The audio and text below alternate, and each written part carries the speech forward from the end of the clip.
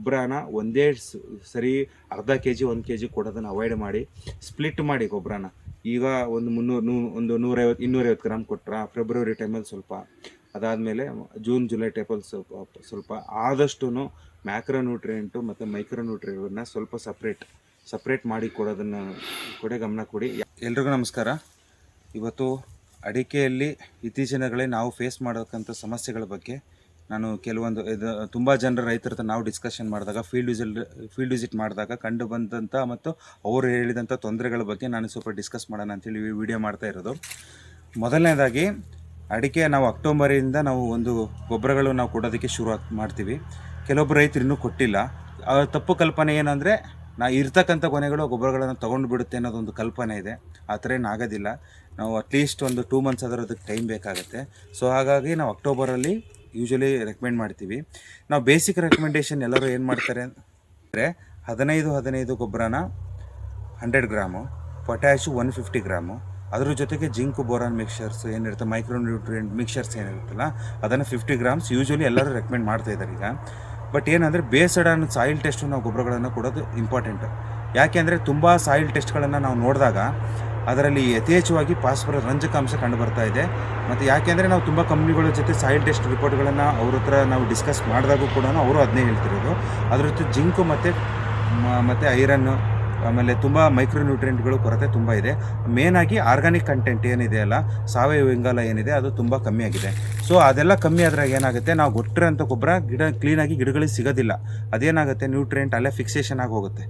ಹಾಗಾಗಿ ಅದನ್ನು ಅಂದರೆ ನಮ್ಮ ಹೊಲದಲ್ಲಿ ನಮ್ಮ ತೋಟದಲ್ಲಿ ಗೊಬ್ಬರ ಇದ್ರೂ ಅದು ಗಿಡಗಳಿಗೆ ಸಿಗೋದಿಲ್ಲ.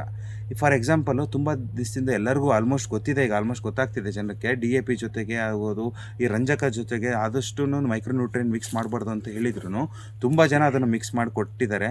ಸೊ ಹಾಗಾಗಿ ಸಾಯಿಲಲ್ಲಿ ಏನಾಗಿದೆ, ರಂಜಕಾಂಶ ಹೆಚ್ಚಾಗ್ಬಿಟ್ಟು ತುಂಬ ಮೈಕ್ರೋನ್ಯೂಟ್ರಿಯೆಂಟ್ಗಳು ಕೊರತೆ ಇದೆ. ಆಮೇಲೆ ಯಾವುದೇ ನ್ಯೂಟ್ರಿಯೆಂಟ್ಗಳನ್ನು ಮಿಕ್ಸ್ ಮಾಡಬೇಕಾದ್ರೆ ಅದಕ್ಕೆ ನಿಮಗೆ ನಾವು ನೋಡ್ಕೊಂಡು ಮಿಕ್ಸ್ ಮಾಡಬೇಕು. ಯಾವುದೋ ಅದ್ರ ಜೊತೆ ಕಂಬೈನ್ ಆಗುತ್ತೋ ಇಲ್ಲ ಅನ್ನೋದನ್ನು ನೋಡಿ ಮಿಕ್ಸ್ ಮಾಡಬೇಕು. ಆಮೇಲೆ ಈಗೇನಾಗಿದೆ, ಈ DAP ಜೊತೆಗೆ ನಾವು ಐರನ್ನು ಮತ್ತು ಜಿಂಕ್ ಏನಿದೆಯಲ್ಲ ಅದನ್ನು ಕೊಡೋ ಫಾರ್ಮ್ ಏನು ಹೇಳ್ರಿ, ಜಿಂಕ್ ಸಲ್ಫೇಟು ಮತ್ತು ಫೆರಸ್ ಸಲ್ಫೇಟ್ ರೂಪದಲ್ಲಿ ಕೊಡ್ತೀವಿ.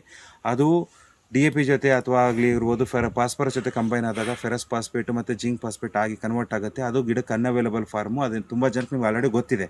ಸೊ ಆದ್ರೂ ಕೆಲವೊಬ್ಬರು ರೈತರು ಅದನ್ನು ತಪ್ಪು ಮಾಡ್ತಿದ್ದಾರೆ. ಏನಂದರೆ ಯಾವುದೇ ಲೀಸ್ಟ್ಗಳನ್ನು ಅವರು ಲಾಸ್ಟ್ ಟೈಮ್ ಏನು ಹಾಕಿದ್ರೆ ಅಂತ ಗೊಬ್ಬರ ಕೇಳಿದರೆ DAP ಜೊತೆ 10-20 ಕೊಟ್ಟಿದ್ದಾರೆ, 10-20, 15-15 ಈ ಥರ ಸುಮ್ಮನೆ ಯಥೇಚ್ಛವಾಗಿ ಮಣ್ಣಿಗೆ ಗೊಬ್ಬರಗಳನ್ನು ಸೇರಿಸಿದ್ದಾರೆ. ಬೋರಾನ್ ಆಗಿರ್ಬೋದು, ಅದು 5-10 ಗ್ರಾಮ್ ಪರ್ ಪ್ಲ್ಯಾಂಟ್ ಕೊಡಬೇಕು. ಕೆಲವೊಬ್ಬರು ಫ್ಲವರ್ ಡ್ರಾಪ್ ಆಗ್ತಿದೆ, ನಮಗೆ ಕಾಯಿ ನಿಲ್ತಾ ಅಂತ ಹೇಳ್ಬಿಟ್ಟು ಎಕ್ಸಸ್ ಆಗಿ ಬೋರಾನ್ ಕೊಡೋದು, ಎಲ್ಲದೂ ಸಮಸ್ಯೆನೇ. ನಾವು ಕೊಡೋದು ಬೇಸ್ಡ್ ಆನ್ ಸಾಯಿಲ್ ಟೆಸ್ಟ್ ಕೊಟ್ಟರೆ ಇದೆಲ್ಲ ಸಮಸ್ಯೆಗಳಿಗೆ ನಮಗೆ ಪರಿಹಾರ ಸಿಗುತ್ತೆ. ಒಂದು ಆಮೇಲೆ ಸಾಯಿಲಲ್ಲಿ ನಾವೇನು ಗೊಬ್ಬರಗಳನ್ನು ನಾವು ಹಾಕಿದ ಮೇಲೆ ಅದನ್ನು ಗಿಡಕ್ಕೆ ಸಿಗೋ ಹಾಗೆ ಮಾಡೋದು ನಮ್ಮದು ಜವಾಬ್ದಾರಿ. ನಾವೇನಾದ್ರು ಅದು ಕೊಟ್ಟಿಲ್ಲ, ಗಿಡಕ್ಕೆ ಸಿಗದೇನೆ ನಾವು ಕೊಟ್ಟು ಅದು ಹಾಗೆ ಫಿಕ್ಸೇಷನ್ ಆಗಿ ಪಾಯ್ಸನ್ ಆಗಿ ಕೂರ್ತಾ ಹೋಯಿತು ಅಂದರೆ ನಮ್ಮ ಮಣ್ಣು ಆಲ್ಮೋಸ್ಟ್ ಅಲ್ಲಿ ಮೈಕ್ರೋಬೆಲ್ ಆ್ಯಕ್ಟಿವಿಟಿ ಇರೋದಿಲ್ಲ. ಸೂಕ್ಷ್ಮಾಣು ಜೀವಿಗಳ ಆ್ಯಕ್ಟಿವಿಟಿ ಮಣ್ಣಲ್ಲಿ ಆಗಿಲ್ಲ ಅಂದರೆ, ಕಾರ್ಯಚಟುವಟಿಕೆ ಇಲ್ಲ ಅಂದರೆ ನಾವು ಕೊಟ್ಟಿರೋ ಗೊಬ್ಬರ ಯಾವುದೇ ಗಿಡಕ್ಕೆ ಸಿಗೋಲ್ಲ. ನಿಮ್ಗೆ ಆಲ್ರೆಡಿ ಗೊತ್ತಿದೆ ಅದನ್ನು. ಅದಕ್ಕೇ ನಾವು ವರ್ಷಕ್ಕೆ 1-2 ಟೈಮ್ ಆದಷ್ಟು, ಈಗ ಕೊಟ್ಟಿಗೆ ಗೊಬ್ಬರ ಕೊಡ್ತೀರಾ ನೀವು, ಕೊಟ್ಟಿಗೆ ಗೊಬ್ಬರ ಏನು ಸುಮ್ಮನೆ ಹಾಕ್ಬಿಟ್ಟು ಒಂದೊಂದು ಗಿಡಕ್ಕೆ 5-5 kg ಕೊಡೋದು ಆ ಥರ ಎಲ್ಲ ಮಾಡೋಕ್ಕೆ ಹೋಗ್ಬೇಕು. ಕೊಡಬೇಕಾದ್ರೆ ಅದನ್ನು ಸ್ವಲ್ಪ ಏನು ಮಾಡಿ, ಎನ್ರಿಚ್ ಮಾಡಿಕೊಡಿ. ಏನು trichoderma, pseudomonas, paecilomyces, phosphorus solubilising bacteria, potash mobilising bacteria, ಇವುಗಳನ್ನೆಲ್ಲ ಕ್ಲೀನಾಗಿ ಅದಕ್ಕೆ ಮಿಶ್ರಣ ಮಾಡಿ 1 ವಾರ ನೆರಳಲ್ಲಿಟ್ಟು ಅದಕ್ಕೆ ಕರೆಕ್ಟಾಗಿ ಮಾಯ್ಶ್ಚರ್ ಮೇಂಟೈನ್ ಮಾಡಿ ಅದನ್ನು ತೋಟಗಳಿಗೆ ಕೊಟ್ಟರೆ ನಾವು ಕೊಟ್ಟಿರೋ ಗೊಬ್ಬರ ಎಫೆಕ್ಟಿವ್ ಆಗಿ ಗಿಡಕ್ಕೆ ಸಿಗುತ್ತೆ. ಸುಮ್ಮನೆ ನೀವು ಒಂದು ಕೊಟ್ಟಿಗೆ ಗೊಬ್ಬರಕ್ಕೆ ಯಾಕೆಂದರೆ 8,000-9,000 ಇನ್ವೆಸ್ಟ್ ಮಾಡ್ತೀರಾ, ಅದು ನಿಮಗೆ ತುಂಬ ಹೊರೆ ಆಗುತ್ತೆ. ಒಂದು ಆಮೇಲೆ ನೋಡಿ, ಅಡಿಕೆನ ನೀವು 1 ವರ್ಷದ ಬೆಳೆ ಅಲ್ಲ, 2 ವರ್ಷದ ಬೆಳೆ ಅಲ್ಲ, ಇದು ಲಾಂಗ್ ಟರ್ಮಾಗಿ ಎಲ್ಲರೂ ಇನ್ವೆಸ್ಟ್ಮೆಂಟ್ ರೂಪದಲ್ಲಿ ಮಾಡ್ತಾಯಿದ್ದೀವಿ. ಸೊ ಹಾಗಾಗಿ ಸರಿಯಾಗಿ ಪೋಷಕಾಂಶಗಳ ನಿರ್ವಹಣೆ ಮಾಡದೇ ಇದ್ದರೆ ತುಂಬ ಸಮಸ್ಯೆ ಬರೋದು ಅಂತೂ ಖಂಡಿತ. ಒಂದು ಆಮೇಲೆ ಇತ್ತೀಚಿನ ದಿನಗಳಲ್ಲಿ ನೋಡಿ, ಈಗ ಆಲ್ರೆಡಿ ಬೇಸಿಗೆ ಶುರುವಾಗ್ತಾ ಇದೆ. ಈ ಬೇಸಿಗೆ ಶುರುವಾದಾಗ ನಾವು ತೋಟಗಳನ್ನು ನಿರ್ವಹಣೆ ಮಾಡೋದು ತುಂಬ ಕಷ್ಟ. ನಾವು ಕೆಲವೊಬ್ರು ಚಾನಲ್ ನೀರು ಬಂದಿದೆ, ಆ ನೀರು ಬಂದಿದೆ, ಯಥೇಚ್ಛವಾಗಿ ನೀರು ಬಿಡೋದು, ಅದನ್ನೆಲ್ಲ ಮಾಡೋಕ್ಕೆ ಹೋಗ್ಬಿಡ್ರಿ. ಅದೆಲ್ಲ ಮಾಡೋದ್ರಿಂದ ನಿಮಗೆ ಸಮಸ್ಯೆನೇ ಜಾಸ್ತಿ. ನೀರನ್ನು ಆಪ್ಟಿಮಮ್ ಆಗಿ ನಿಮಗೇನು 18 ಲೀಟ್ರ್ ಪರ್ ಡೇ ಅದನ್ನು ನೀವು ಕಂಟಿನ್ಯೂಸ್ ಅಷ್ಟೇ ಬಿಡೋಕ್ಕಾಗಿಲ್ಲ ಅಂದರೂ ಅದನ್ನು 3 ಡೇಸಿಗೂ ಮ್ಯಾನೇಜ್ ಆಗೋ ರೀತಿ ನೀವು ನೀರನ್ನು ಬಿಡ್ತಾ ಹೋಗಿ. ಬಟ್ ಹೆಚ್ಚಿಗೆ ನೀರನ್ನು ಬಿಡೋದಂತೂ ಅವಶ್ಯಕತೆ ಇರಲ್ಲ. ಆಮೇಲೆ ನೀವು ಆದಷ್ಟು ಸ್ಪ್ರಿಂಕ್ಲರ್ ಇದ್ದರೆ ಬೆಸ್ಟ್. ಅದು ಏನೇ ಹೇಳ್ಬೋದು, ಸಾಯಿಲಲ್ಲಿ ನಾವು ಕ್ಲೀನಾಗಿ ಮಾಯ್ಶ್ಚರ್ ನಾವು ಮೇಂಟೈನ್ ಮಾಡಬೇಕು. ನಾವು ಗಿಡಗಳಿಗೆ ಈಗ ನನಗೋಸಿ ನೋಡಿದ ಮಟ್ಟಿಗೆ ದೊಡ್ಡ ಗಿಡಗಳಿಗೆ ಸ್ಪ್ರಿಂಕ್ಲರ್ ತುಂಬಾ ಬೆಸ್ಟ್. ಯಾಕೆಂದರೆ ಅಲ್ಲಿ ತೋಟದಲ್ಲಿ ಮೈಕ್ರೋ ಕ್ಲೈಮೇಟ್ ತುಂಬ ಚೆನ್ನಾಗಿರುತ್ತೆ. ಹಾಗಾಗಿ ಕೀಟ ಬಾಧೆ ನಮಗೆ ಸ್ವಲ್ಪ ಕಮ್ಮಿ ಆಗುತ್ತೆ. ತೋಟ ಎಷ್ಟು ನಮಗೆ ಸ್ವಲ್ಪ ಕೂಲ್ ಇರುತ್ತೋ ಅವತ್ತು ಕೀಟ ಬಾಧೆನೂ ತುಂಬ ಕಮ್ಮಿ, ಅಂದರೆ ರಸ ಇರತಕ್ಕಂಥ ಕೀಟಗಳು ತುಂಬ ಕಮ್ಮಿ ಕಂಡು ಬರ್ತಾ ಇದೆ. ಒಂದು ಇನ್ನೇನಿಲ್ಲ, ನಮಗೆ ಆಪ್ಷನ್ ಇಲ್ಲ, ನಾವು ಡ್ರಿಪ್ ಮಾಡಬೇಕು ಅಂತ ಇದ್ದವರು, ಈಗ ಸ್ಪ್ರಿಂಕ್ಲರ್ ಇದ್ದಾಗ ಏನಾಗುತ್ತೆ, ನಾವು ಸೆಣಬು ಡಯಾಂಚ ಆ ಥರ ಬೆಳೆಗಳನ್ನು ಹೋಗ್ಬಿಟ್ಟು ನಾವು ಮಣ್ಣಿಗೆ ಸೇರಿಸೋದಕ್ಕೆ ತುಂಬ ಹೆಲ್ಪ್ ಆಗುತ್ತೆ. ಇಲ್ಲ ನಾನು ಡ್ರಿಪ್ ಮಾಡ್ಕೊಂಡಿದ್ದೀನಿ ಸರ್, ನಮ್ಮ ನೀರು ಕಮ್ಮಿ ಇದೆ, ನಮಗೆ ನೀರಿಗೆ ನಾವು ಹೆಂಗೆ ಸಮ್ಮರಲ್ಲಿ ನಾವು ಮಾಯ್ಶ್ಚರ್ ಮೇಂಟೈನ್ ಮಾಡಬೇಕು ಅಂತ ಅಂದ್ಕೊಂಡವರು ನೀವೇನು ಮಾಡ್ಬೋದು, ಫಾರ್ ಎಕ್ಸಾಂಪಲ್ ವೆಲ್ವೆಟ್ ಬೀನ್ಸಿಗೆ ಹೋಗ್ಬೋದು. ಇದನ್ನು ನೀವು ಅಕ್ಟೋಬರ್ ತಿಂಗಳಲ್ಲೇ ಹಾಕಬೇಕು. ನೋಡಿ, ತುಂಬ ಖರ್ಚೇನಾಗೋದಿಲ್ಲ. ನೀವು ಪ್ರತಿಯೊಂದು ಗಿಡಕ್ಕೂ 1 ಅಥವಾ 2 ಅದರಿಂದ ಅರ್ಧ ಅಡಿಯಿಂದ 1 ಅಡಿ ಗ್ಯಾಪಲ್ಲಿ ಹಾಕಿಬಿಟ್ಟು ಅದನ್ನು ಮರಕ್ಕೆ ಹಬ್ಬಿಸ್ಬಿಟ್ಬಿಟ್ರೆ, ನೋಡಿ ಫಾರ್ ಎಕ್ಸಾಂಪಲ್ ಇಲ್ಲಿ ಇದೆಯಲ್ಲ, ಇಲ್ಲಿ ನೋಡಿ ಈ ಥರ ಈ ಗಿಡಗಳನ್ನು ಈ ಗಿಡಕ್ಕೆ ಕಟ್ಟಿಬಿಟ್ಟು ಹಿಂಗೆ ಹಬ್ಬಿಸ್ಬಿಟ್ರೆ, ನೀವು ಕರೆಕ್ಟಾಗಿ ಮಾಯ್ಶ್ಚರ್ ಮೇಂಟೈನ್ ಮಾಡಿದರೆ ಅದು ಒಂದು ಸರ್ಟೈನ್ ಹೈಟ್ವರೆಗೂ ಹೋಗುತ್ತೆ. ಸರ್ಟೈನ್ ಹೈಟ್ವರೆಗೂ ಹೋಗುತ್ತೆ. ಅವಾಗ ಏನಾಗುತ್ತೆ, ಸಾಯಿಲಲ್ಲಿ ನಮ್ಮ ಆಪ್ಟಿಮಮ್ ಮಾಯ್ಶ್ಚರನ್ನು ರೂಟ್ ಝೋನ್ ಏನಾಗುತ್ತೆ ಸ್ವಲ್ಪ ತಂಪಾಗಿರುತ್ತೆ. ಆಮೇಲೆ ನೀವು ಸುಣ್ಣ ಹೊಡೆಯೋ ಅವಶ್ಯಕತೆ ಇರೋದಿಲ್ಲ. ಸುಣ್ಣ ಹೊಡೆಯೋದು ಅವಶ್ಯಕತೆ ಇಲ್ಲ, ಯಾಕೆಂದರೆ ಇದು ಬೆಳೀತಾ ಹೋಗುತ್ತಿದ್ದಂಗೆ ನಿಮಗೇನಾಗುತ್ತೆ, ಅದ್ರ ಎಲೆಗಳು ತುಂಬ ಅಗಲ ಇರುತ್ತೆ. ಹಾಗಾಗಿ ಏನಾಗುತ್ತೆ, ಇಲ್ಲಿ ನಮ್ಮದು ತೋಟದಲ್ಲಿ ಇದು ಕಾಂಡ ಸುಡ್ತಕ್ಕಂಥ ಸಂಸ್ಕಾರ್ಚ್ ಅಂತ ಏನು ಕರಿತೀವಿ ಅದೆಲ್ಲ ತುಂಬ ಅವಾಯ್ಡ್ ಆಗುತ್ತೆ. ಒಂದು ಈ ಹಸಿರೆಲೆ ಗೊಬ್ಬರ ಹಾಕೋದ್ರಿಂದ ಏನಾಗುತ್ತೆ, ಇದು ಮಾಯ್ಶ್ಚರನ್ನು ಹಿಡಿದಿಟ್ಕೊಳುತ್ತೆ. ಬೆಸ್ಟ್ ಗೊಬ್ಬರ ಇದು, ಅಂದರೆ ಬೇರೆ ಇದು ಕಂಪೇರ್ ಮಾಡಿದರೆ ಬೇಗ ಡಿಕಂಪೋಸ್ ಆಗುತ್ತೆ. ಆಲ್ಮೋಸ್ಟ್ ಈಗೆಲ್ಲ ತುಂಬ ಜನಕ್ಕೆ ಗೊತ್ತಿದೆ. ಈ ಶುಂಠಿ ಹಾಕೋಕ್ಕಿಂತ ಮುಂಚೆ ಕೆಲವೊಬ್ರು ರೈತರಿಗೆ ಇದನ್ನು ಯೂಸ್ ಮಾಡ್ತಾ ಇದ್ದಾರೆ.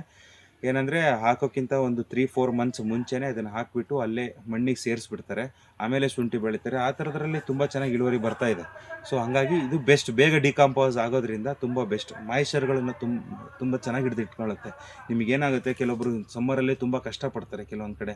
ಈಗ ಏನಾಗಿದೆ, ಅಡಿಕೆ ಆಲ್ಮೋಸ್ಟ್ 30 ಡಿಸ್ಟಿಕಲ್ಲಿ ಅಡಿಕೆ ಹೋಗ್ತಿದೆ. ಬೇರೆ ಡಿಸ್ಟಿಕ್ಕು ಇಲ್ಲಿಂದ ನಮ್ಮ ಕರ್ನಾಟಕದಿಂದ ಸಸಿಗಳು ತುಂಬ ಕ್ರೋರ್ಸ್ ಟುಗೆದರ್ ಸಪ್ಲೈ ಆಗ್ತಿದೆ.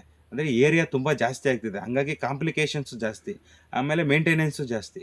ಹಾಗಾಗಿ ನಾವು ಸಿಸ್ಟಮೆಟಿಕ್ಕಾಗಿ ಸಾಯಿಲ್ ಹೆಲ್ತ್ ಹಾಳಾಗ್ದಂಗೆ ಮೇಂಟೈನ್ ಮಾಡೋದೇ ನಮ್ಮ ಗುರಿಯಾಗಿ ಇಟ್ಕೊಳ್ರಿ. ಸುಮ್ಮನೆ ಗೊಬ್ಬರ ಹಾಕಿದೆ, ಅವ್ರು ಯಾರೋ ಗೊಬ್ಬರ ಹಾಕಿದ್ರು, ಅವ್ರ ಮಣ್ಣಿನ ಗುಣಧರ್ಮ ಬೇರೆ, ನಿಮ್ಮ ಮಣ್ಣಿನ ಗುಣಧರ್ಮ ಬೇರೆ ಇರುತ್ತೆ. ಅವ್ರು ಯಾರೋ ಹಾಕಿದ್ರೆ ಇಳುವರಿ ಬಂತು, ನೀವು ಏನು ಕೊಡ್ತೀರ, ಅಡಿಕೆಗೆ ಫುಡ್ ಕೊಡಿ, ಏನು ಬೇಕು ಮಿನಿಮಮ್ ಫುಡ್, ಅದನ್ನು ಕೊಟ್ಟಿರೋ ಫುಡ್ಡನ್ನ ಗಿಡಕ್ಕೆ ಕ್ಲೀನಾಗಿ ಸಿಗಬೇಕು. ಆ ಥರ ಮಾಡಿ.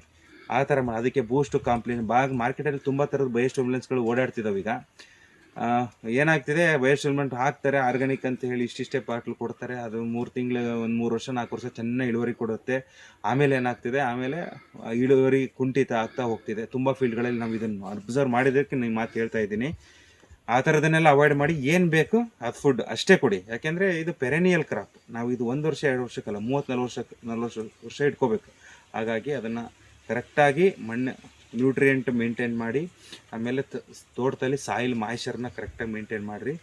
ಆಮೇಲೆ ಆದಷ್ಟು ಏನು ಭೂಮಿ ಮೇಲೆ ಇರುತ್ತಲ್ಲ, ಭೂಮಿ ಮೇಲೆ ಸನ್ಲೈಟ್ ಕ್ಲೀನಾಗಿ ಡೈರೆಕ್ಟ್ ಎಕ್ಸ್ಪೋಜರ್ ಆಗದೆ ಇರೋ ಥರ ನೋಡ್ಕೊಳ್ರಿ. ಬಾಳೆ ಹಾಕಿ, ಯಾವುದಾದ್ರು ಇಂಟರ್ ಕ್ರಾಪ್ ಹೋಗಿ ನೀವು ಪೆಪ್ಪರ್ ಮಾಡಿ, ಇದು ಆಮೇಲೆ ಯಾವುದು ಕೋಕೋ, ಕಾಫಿ, ನೀವು ಯಾವ ಬೆಳೆನಾರು ಮಾಡಿ. ಅದು ನಾವು ಅಡಿಕೆ ಎಲ್ಲ ಸೆಂಟ್ರಲ್ ಹಾಕಿಬಿಟ್ರೆ ತಿನ್ಕೊಂಬಿಡುತ್ತೆ. ಅವೆಲ್ಲ ರಾಂಗ್ ಕಾನ್ಸೆಪ್ಟ್. ಅದನ್ನೆಲ್ಲ ತುಂಬ ತಲೆ ಕೆಡಿಸ್ಕೊಬೇಡಿ. ಏನೋ ಆಯಿತು 10-15% ಇಳುವರಿ ಕಮ್ಮಿ ಆಯ್ತು, ಆಗಲೇ ಬಿಡಿ, ತೋಟ ಚೆನ್ನಾಗಿರುತ್ತಲ್ಲ, ಏನೋ ಅದರಿಂದ ಅಂಥ ಏನು ಸಮಸ್ಯೆ ಆಗೋದಿಲ್ಲ. ಇಂಟರ್ ಕ್ರಾಪ್ ಮಾಡಿ, ಹೊಲದಲ್ಲಿ ಇರ್ತಕ್ಕಂಥ ಸೂಕ್ಷ್ಮ ಪ್ರದೇಶ ಏನಿದೆ ಅಲ್ಲಿ ನೀವು ಮೈಕ್ರೋ ಕ್ಲೈಮೇಟ್ನ ತುಂಬ ಚೆನ್ನಾಗಿ ಮೇಂಟೈನ್ ಮಾಡಿದರೆ ಅಡಿಕೆಯಲ್ಲಿ ಆಲ್ಮೋಸ್ಟ್ ನೀವು ಒಳ್ಳೆ ಇಳುವರಿ ತೆಗಿಬೋದು. ಆಮೇಲೆ ನಿಮಗೆ ಹೇಳಿದ್ದೀವಿ, ಗೊಬ್ಬರನ ಒಂದೇ ಸರಿ ಅರ್ಧ kg 1 kg ಕೊಡೋದನ್ನು ಅವಾಯ್ಡ್ ಮಾಡಿ, ಸ್ಪ್ಲಿಟ್ ಮಾಡಿ ಗೊಬ್ಬರನ. ಈಗ ಒಂದು 150-250 ಗ್ರಾಮ್ ಕೊಟ್ಟರೆ ಫೆಬ್ರವರಿ ಟೈಮಲ್ಲಿ ಸ್ವಲ್ಪ, ಅದಾದಮೇಲೆ ಜೂನ್ ಜುಲೈ ಟೈಪಲ್ಲಿ ಸ್ವಲ್ಪ ಆದಷ್ಟು ಮ್ಯಾಕ್ರೋ ನ್ಯೂಟ್ರಿಯೆಂಟು ಮತ್ತು ಮೈಕ್ರೋ ನ್ಯೂಟ್ರಿಯೆಂಟ್ನ ಸ್ವಲ್ಪ ಸಪ್ರೇಟ್ ಮಾಡಿ ಕೊಡೋದನ್ನು ಗಮನ ಕೊಡಿ. ಯಾವ್ಯಾವ ಕಾಂಬಿನೇಷನ್ ಆಗಲ್ಲ ಅನ್ನೋದ್ರ ನಿಮಗೆ ಏನಾದ್ರು ಡೌಟ್ ಇದ್ದರೆ ನಮ್ಮ ನಂಬರ್ ಹಾಕಿರ್ತೀವಿ, ಅದನ್ನು ಕೇಳಿ ಯಾವ ರೀತಿ ನಾವು ಮೇಂಟೈನ್ ಮಾಡಬೇಕು ಅಂತ ನಿಮಗೆ ಮಾಹಿತಿ ಕೊಡ್ತೀವಿ. ಇಷ್ಟು ಹೇಳ್ತಾ ನನ್ನ ಮಾತನ್ನು ಮುಗಿಸ್ತಾ ಇದ್ದೀನಿ.